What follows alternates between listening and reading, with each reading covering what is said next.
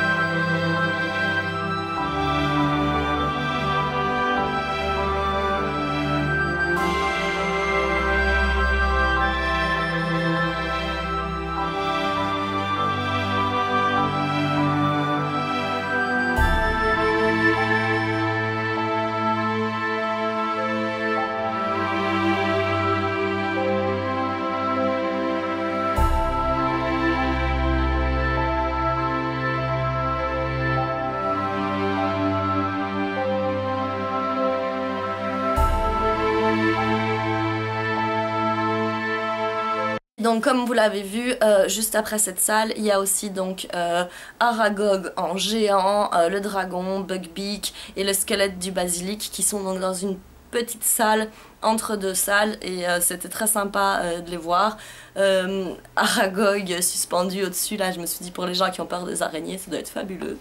C'est pas mon cas donc tant mieux, mais c'était très joli. Et donc pour continuer on tourne de nouveau et là on arrive avec à notre gauche Gringotts et à droite Diagon Alley, donc le chemin de traverse. C'est absolument magnifique, c'est aussi une des zones que j'ai préférées avec la première partie. Le souci du détail est vraiment trop magnifique, il y a tous les magasins, toutes les vitrines, l'éclairage est vraiment superbe dans cette zone là, il y a plein de couleurs partout. Vraiment je serais bien restée encore plus longtemps. On a vraiment l'impression d'y être si on réfléchit pas trop et c'est super agréable. Et voilà, je vous laisse avec les images parce qu'au final elles parlent le mieux d'elles-mêmes.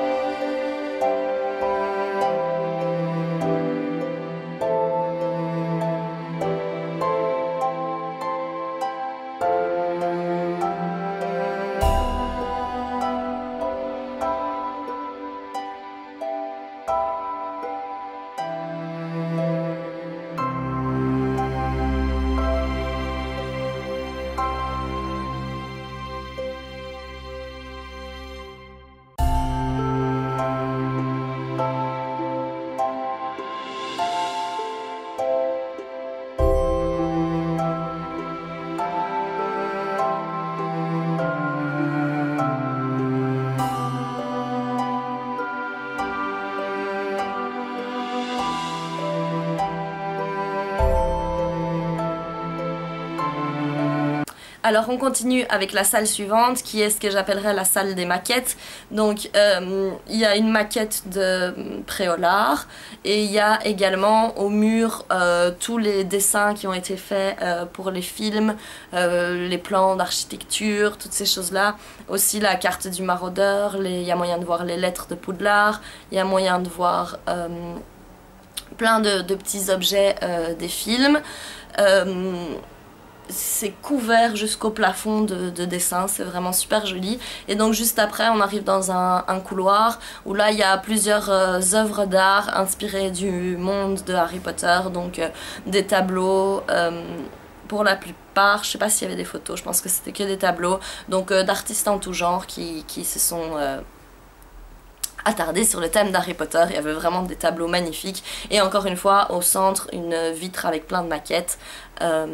Voilà, je vous montre ça tout de suite.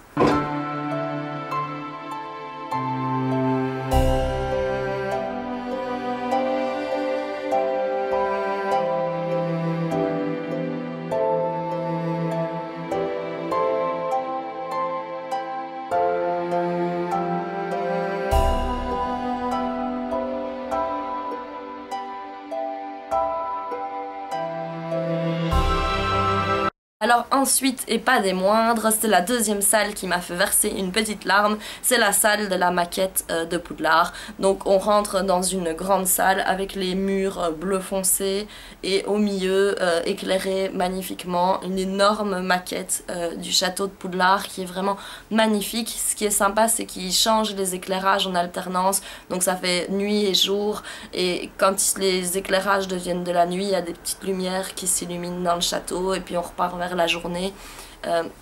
C'est vraiment super bien fait avec la musique et tout. Moi j'ai pas pu m'empêcher de verser une petite larme comme je vous ai dit, j'ai été super émue, c'est vraiment trop bien fait et magnifique, donc je vous laisse voir ça tout de suite.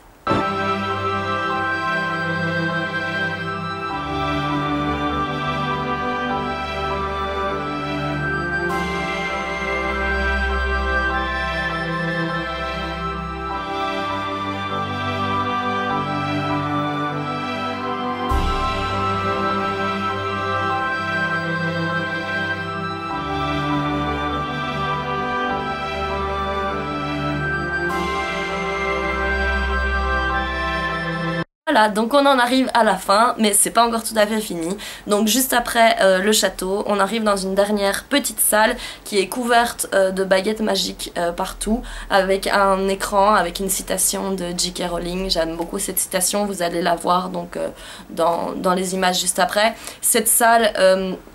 en fait, il y a une baguette pour toutes les personnes qui ont participé de près ou de loin au film. Et également, il me semble, des enfants de la fondation Make-A-Wish et ce genre de choses. Donc des murs entiers de baguettes avec écrit les noms partout. J'ai trouvé celle de J.K. Rowling et celle de Daniel Radcliffe, mais il y a beaucoup de noms évidemment qui nous disent rien, à moins de connaître par cœur les génériques de fin des films Harry Potter. Bonne chance. Mais voilà, c'est très sympa et on a l'impression d'être en quelque sorte chez Ollivander, donc c'est rigolo. Et après ça, la dernière partie, c'est le magasin qui est énorme, qui donne envie de tout acheter, qui est super bien décoré. C'est une véritable tentation ambulante. Et donc, je vous laisse avec ces dernières images.